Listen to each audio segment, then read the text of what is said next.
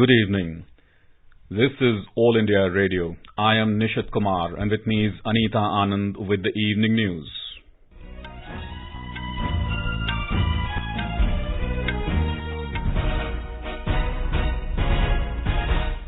The headlines. Charanjit Singh Channi to be the new Chief Minister of Punjab, oath-taking ceremony tomorrow. Uttar Pradesh Chief Minister Yogi Adityanath asserts the state has seen complete transformation under the BJP rule. External Affairs Minister Dr. S. Jaishankar and his Saudi Arabia counterpart exchange views on developments in Afghanistan and other regional issues. Over 80 crore 43 lakh doses of COVID vaccine administered in the country so far. National recovery rate reaches 97.68%. India is becoming a destination country for healthy food items, says Agriculture Minister Narendra Singh Tomar. Registration of unorganized workers picks pace across the country. Over 1 crore workers register on e-Shram portal. 10-day-long Ganesh Chaturthi festival culminates with immersion of idols across the country. And in cricket, second leg of Indian Premier League kicks off in Dubai. Mumbai Indians take on Chennai Super Kings in high-octane clash. As the nationwide free COVID-19 vaccination campaign at government facilities for those above 18 years is underway, we advise our young listeners to get vaccinated and also help others get vaccinated. We also advise our listeners not to lower their guard as COVID-19 remains a threat to our health. Please stay at home unless it is essential to go out and continue to follow these 3 simple steps. Wear a face mask, maintain 2 gaz ki doori for social distancing, and focus on hand and face hygiene. For any COVID-related information and guidance, contact national helpline numbers 011-2397-8046 and 1075. And now the news in detail. Charanjit Singh Channi will be the next Chief Minister of Punjab after being unanimously elected as the leader of the Congress Legislature Party of the state. The announcement was made by senior Congress leader and in charge of Punjab Party Affairs Harish Rawat on social media platform Twitter. The decision was taken in a high-level meeting at New Delhi, convened by Congress National President Sonia Gandhi at her residence. Mr. Channi will be the first Dalit Chief Minister of the state. He was one of the ministers who rebelled against Captain Amarinder Singh. He is an MLA from Chamkaur Sahib Assembly constituency. He was the leader of opposition in Punjab Assembly from 2015 to 2016. Our correspondent reports that Punjab Chief Minister designate Charanjit Singh Channi, accompanied by Mr. Rawat, and State Congress President Navjot Singh Sidhu met Governor Banwari Lal Purohit this evening. After coming out from the Governor House in Chandigarh, Mr. Channi said he has informed the Governor about the outcome of meeting of Punjab Congress Legislature Party at Chandigarh and staked the claim to form the government. He said oath-taking ceremony will take place tomorrow. Congress party के सारे MLA साहब ने जो फैसला सर्वसम्मति नाल लिया उस बारे आज असीं गवर्नर साहब नूं अपना दावा पेश कीता है। गवर्नर साहब ने कल नूं 11 बजे सौं चक्कण दा टाइम दिता है। कल नूं 11 बजे ओथ टेकिंग सेरेमनी होएगी। The announcement comes after Captain Amarinder Singh resigned as the Chief Minister of Punjab yesterday, saying he felt humiliated at the way the party handled the infighting in the state unit. Mr. Singh had made it clear that he will oppose any move to appoint Navjot Singh Sidhu as the Chief Minister. He is going to be a disaster. लेकिन अगर वो इसको face रखेंगे for Chief Minister of Punjab, I will oppose him because ये national security का मसला है और मैं जानता हूँ कि ये पाकिस्तान के साथ कैसा इसकी उलझन है। दोस्त है मिस्टर प्राइम मिनिस्टर जो है इमरान खान, जनरल बाजवा के साथ इसकी दोस्ती है। Captain Amarinder Singh congratulated Charanjit Singh Channi. In a tweet, he expressed the hope that Mr. Channi will keep Punjab secure and safe from the threats across the border. Assembly elections in Punjab are due to be held early next year. The current term of the State Assembly ends on March 27th. Yogi Adityanath government in Uttar Pradesh has completed 4.5 years. On the occasion, Chief Minister Yogi Adityanath asserted that Uttar Pradesh has undergone a complete transformation under the BJP rule. Addressing the media in Lucknow today, the Chief Minister said, under the leadership and guidance of Prime Minister Narendra Modi, the state has made all-round development in every field and achieved various milestones in these 4.5 years. He said the state has made tremendous progress in providing security and good governance, resulting in large investment and development. Uttar Pradesh has emerged as the second largest economy in the country. He said due to investment-friendly atmosphere, Uttar Pradesh jumped to the second spot in ease of doing business from the earlier 14th position.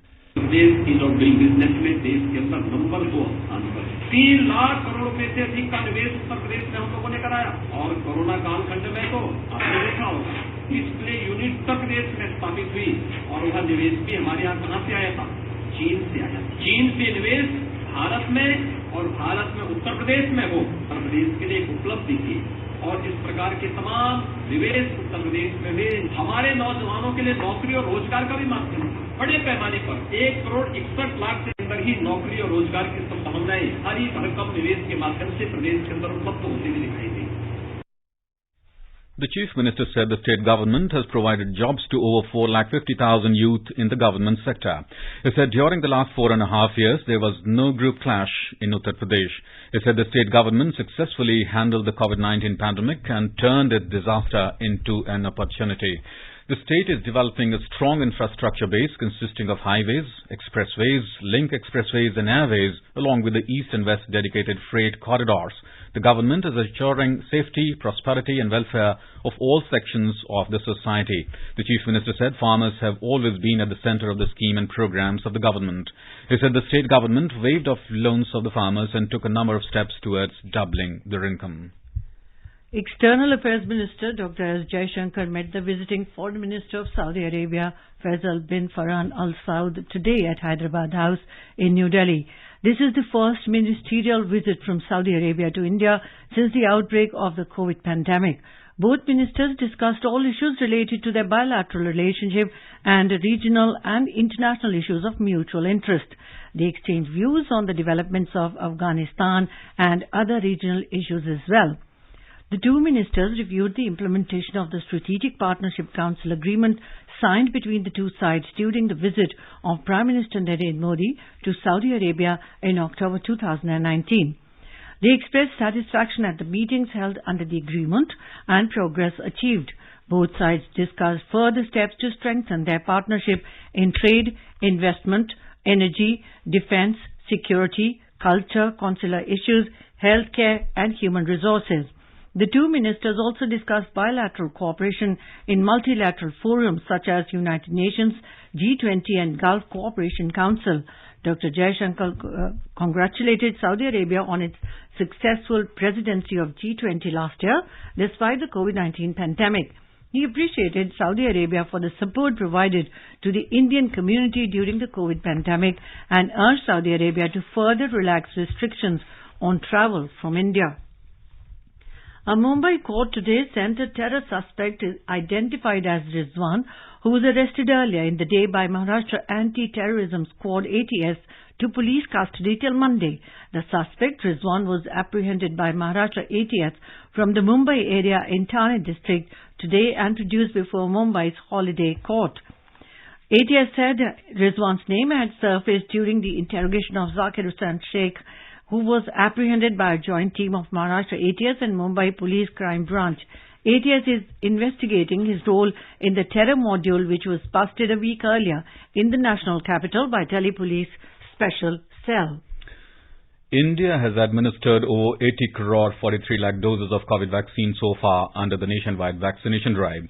The Union Health Ministry said more than 85 lakh 42,000 vaccine doses were administered in the last 24 hours. The minister said 38,945 COVID patients recovered during the same period and the national recovery rate has reached 97.68%.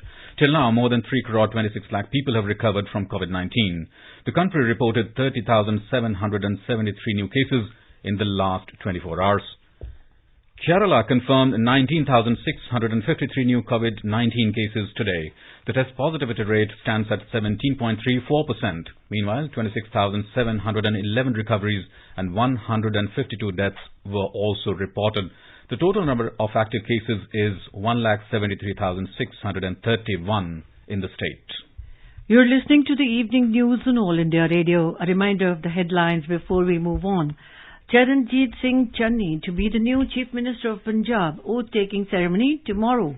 Uttar Pradesh Chief Minister Yogi Adityanath asserts the state has been complete has seen complete transformation under BJP rule. External Affairs Minister Dr. S. Jaishankar and his Saudi Arabia counterpart exchanged views on developments in Afghanistan and other regional issues. Over 80 crore 43 lakh doses of COVID vaccine administered in the country so far. National recovery rate reaches 97.68%. India is becoming a destination country for healthy food items, says Agriculture Minister Narendra Singh Tomar.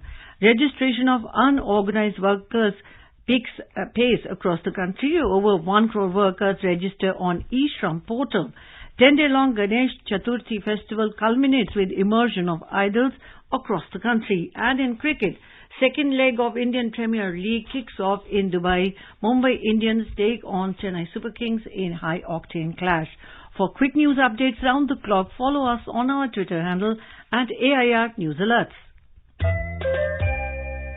चलो मिलकर एक शुरुआत करें, चलो एक फैसला आज करें, मास्क नहीं तो टोकेंगे, कोरोना को रोकेंगे, चलो एक इरादा करते हैं, चलो कुछ वादा करते हैं, मास्क नहीं तो टोकेंगे, कोरोना को रोकेंगे. Welcome back. You are listening to the evening news on All India Radio. Agriculture and Farmers Welfare Minister Narendra Singh Tomar said the government has emphasized on reintroducing traditional food items including millet, other nutritious cereals, fruits and vegetables, fish, dairy and organic products in the diet of people. He said that production has been phenomenal in India in recent years and India is becoming a destination country for healthy food items. He was speaking at the second day session of the G20 Agriculture Ministers meeting. The theme of this session was working together to achieve the zero hunger goal, successful projects implemented by the Ministries of Agriculture. In his virtual address, Mr. Tomar said that keeping in mind the importance of nutritious cereals, the United Nations has accepted the proposal of the government and declared the year 2023 as the International Year of Millets. He appealed to the nations to support the celebration of Millet Year to promote nutrition and sustainable agriculture. Mr. Tomar stated that the agriculture sector in India has achieved great success after independence. The Indian agriculture sector remained unaffected even during the COVID pandemic. The minister expressed happiness that the various initiatives of the government to keep the agri-market dynamic along with the agri-input supply chain during COVID have helped the agriculture sector in better performance. During the year 2020-21, along with increase in the production of food grains, there has been a significant increase in exports. Registration of unorganized workers has picked pace across the country and more than 1 crore people have registered on the eShram portal. As of today, over 1 crore 3,12,000 workers have registered on the portal. Of these, around 43% of the beneficiaries are female and 57% are male. As per the latest data, Bihar, Odisha, Uttar Pradesh and West Bengal are at the forefront of this initiative with the highest number of registration. The largest number of workers registered are from the agriculture and construction, given the sheer volume of these two sectors in employment generation in India. Around 48% of these registered workers are in the age group of 25 to 40 years, followed by around 21% registration in the age group of 40 to 50 years. Foreign investors have pumped in over 16,000 crore rupees into the Indian capital market so far in September. According to the depository's data, foreign portfolio investors or FPIs invested 11,287 crore rupees into equities and 5,018 crore rupees in the debt segment. This resulted into a net investment of 16,305 crore rupees in the India capital markets between September 1 and September 17 period. Foreign investors had pumped in 16,459 crores last month. The 10-day-long Ganesh Chaturthi festival culminates today with the immersion of Lord Ganesh idols in different parts of the country. In Maharashtra, heavy security arrangements have been made to avoid any untoward incident as the immersion ceremony is taking place in Mumbai, Pune, Nashik and other parts of the state. Due to the COVID-19 pandemic, the ceremony is taking place with restrictions on crowd gathering and processions. The state government allowed only 10 fully vaccinated members from public pandals to be part of the procession group who would be carrying idols to the immersion slots. More from our Mumbai correspondent.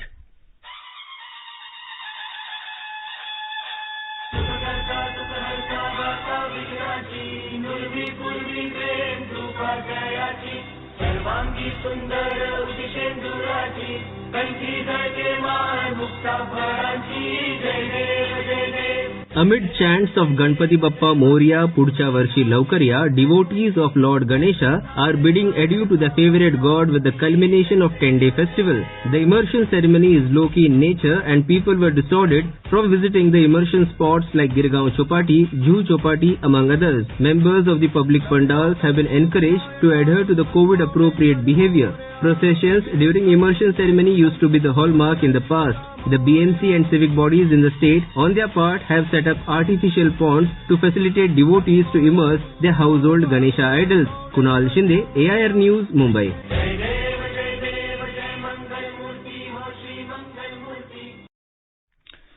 In Hyderabad, a mammoth immersion procession is underway amid massive security arrangements as the 10-day-long Ganesh festivities comes to an end. Devotees bid farewell to Lord Ganesh and immerse the idols in water bodies like rivers, lakes, ponds in and around Hyderabad and across Telangana.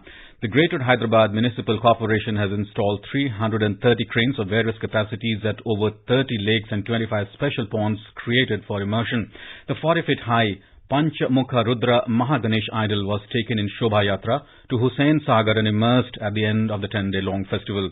Thousands of devotees are participating in the annual procession while chanting slogans from Balapur to Hussain Sagar, about 22 kilometers. As our nation celebrates the 75th year of independence, a series of events is being organized by the government as part of Azadi Ka Amrit Mahotsav.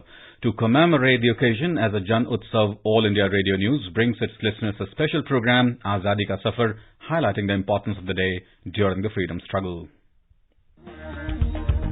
Azadi Ka Amrit Mahotsav.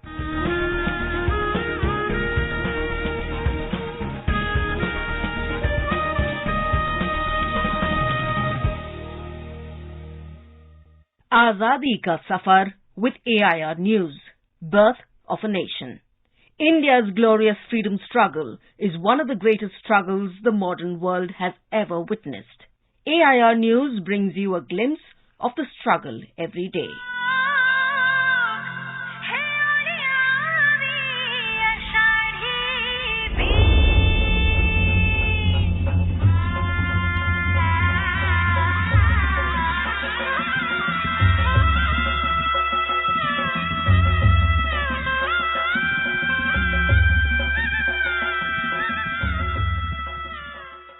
Today is the death anniversary of veteran freedom fighter Bhalvantrai Gopalji Mehta. He died during the Indo-Pak War on 19 September 1965 when the aircraft he was travelling in along with his wife and a few others was shot down by the Pakistan Air Force.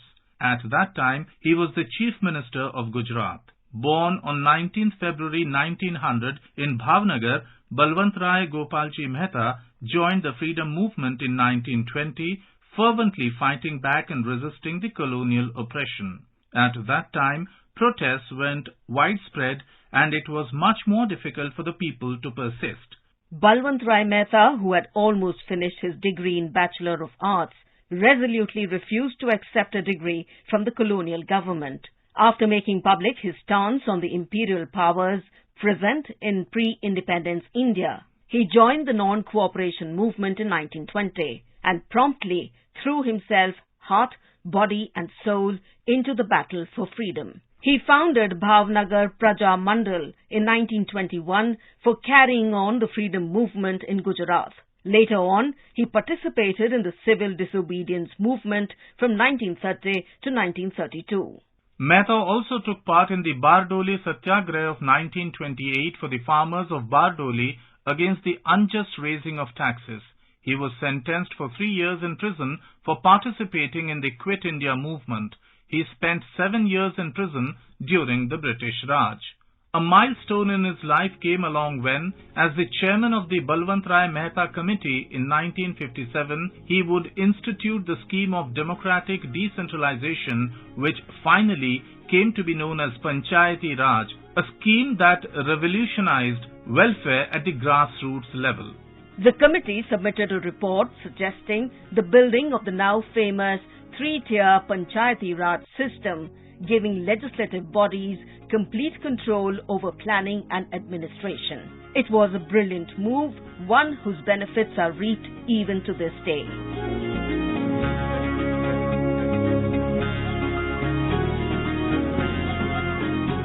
Being one of the masterminds behind the Panchayati Raj system earned him the title of Architect of Panchayati Raj. Truly a man of dedication and perseverance, ever since his youthful days till his death on 19 September 1965. Bhalvantrai Mehta left behind an immortal legacy. That brings us to the end of this episode of Azadi Ka Safar with AIR News. See you in our next episode tomorrow.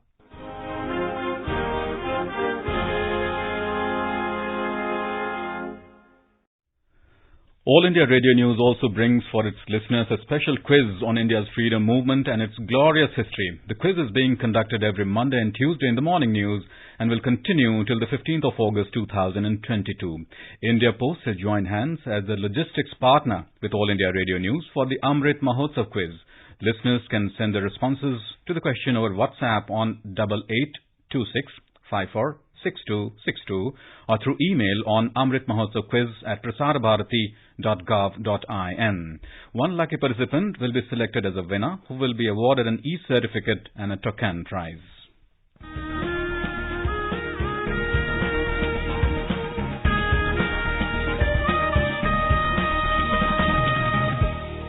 आजादी के आंदोलन के खजाने में ऐसे ढेरों शब्द जिन्होंने बदल दिए इतिहास, तारीख बदलने वाले लफ्जों पर आकाशवाणी समाचार ला रहा है विशेष कार्यक्रम धरोहर हर सोमवार।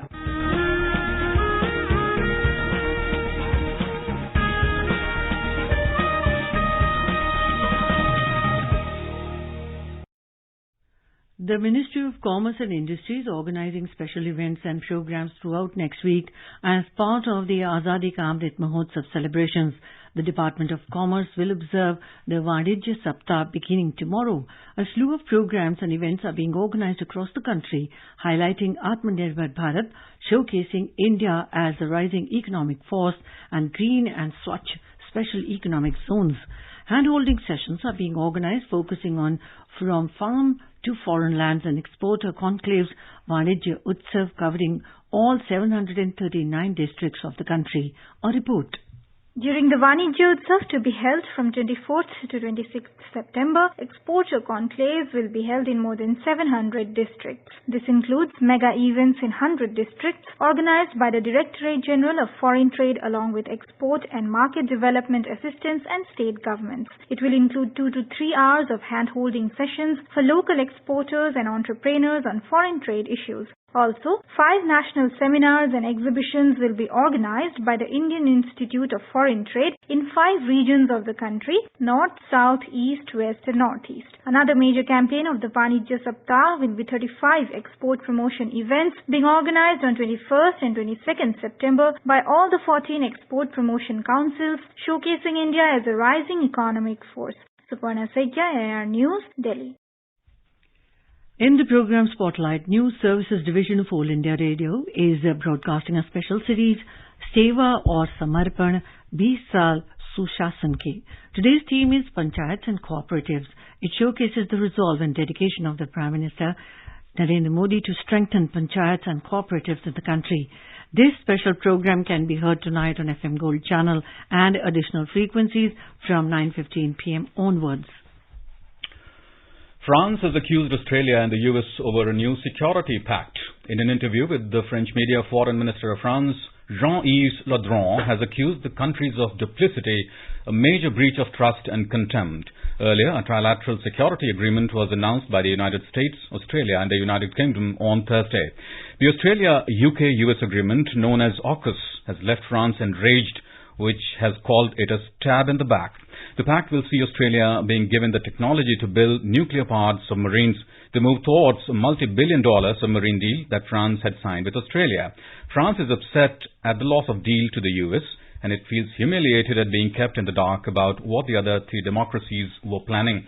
France was informed only hours before the public announcement was made earlier this week. The development has prompted Paris to recall its ambassadors. The agreement, which also includes the UK, is widely seen as an effort to counter China's influence in the contested South China Sea.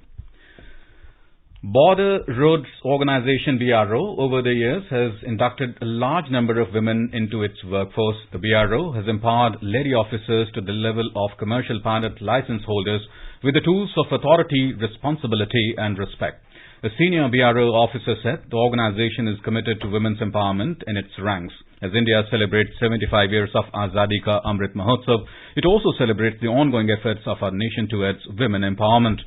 In April this year, Ms. Vaishali S. Hivase took over the reins of 83 Road Construction Company working on Indo-China Road connecting Munisairi Bagdiar Milam in an area full of adversity and challenges. The BRO created history again on the 30th of August when Major Aina of Project Shivalik took charge as officer commanding 75 RCC at Pipalkoti in Chamoli in Uttarakhand. She is the first Indian Army engineer officer to command a road construction company. Prime Minister Narendra Modi has called upon citizens to take part in the auction of gifts and mementos given to him. In a tweet, he said that the proceeds will go to the Namami Gange initiative. Mr. Modi said he has received several gifts and mementos which are being auctioned. Prime Minister said this includes the special mementos given by Indian Olympics heroes. Youth Affairs and Sports Minister Anurag Thakur will virtually interact with sports ministers of states and union territories across the country tomorrow to discuss the further promotion of sports in the country. Following the major success of the Olympics and Paralympics in Tokyo, Mr. Thakur would know from the states and union territories the ways forward and how they would contribute in the mission to make India a top sporting nation. He will be joined by Minister of State for Youth Affairs and Sports, Nishit Pramanik. Government's flagship programs, Khelo India and Fit India, will remain an integral part of the interaction. Sports is a state subject and the overall motive of the interaction would be to urge them to organize sporting events across rural and urban areas for able-bodied and para-athletes as well as play a key role in the identification of the talents at grassroots level. In cricket, the much-awaited second leg of the Indian Premier League kicked off today with a high-octane clash between Mumbai Indians and Chennai Super Kings at Dubai International Stadium. The first leg of the suspended midway after the outbreak of the second wave of COVID-19 in April-May this year. In the first match of the second leg of the IPL this evening, Chennai were 98 for 4 in 16 overs against Mumbai when reports last came in. Earlier, Chennai won the toss and elected to bat first against Mumbai. MS Dhoni returned as the captain for Chennai while Karan Pollard is leading Mumbai in Rohit Sharma's absence. And now let us take a look at the weather forecast for tomorrow. The national capital Delhi is likely to witness generally cloudy sky. Temperature will hover between 27 and 35 degrees Celsius. Mumbai will also have generally cloudy sky with light rain. Minimum temperature will be 26 degrees while the maximum is expected to be around 31 degrees. Chennai will witness generally cloudy sky with light rain. The temperature will vary between 26 and 35 degrees Celsius. Kolkata is likely to observe generally cloudy sky with 1 or 2 spells of rain or thunder showers.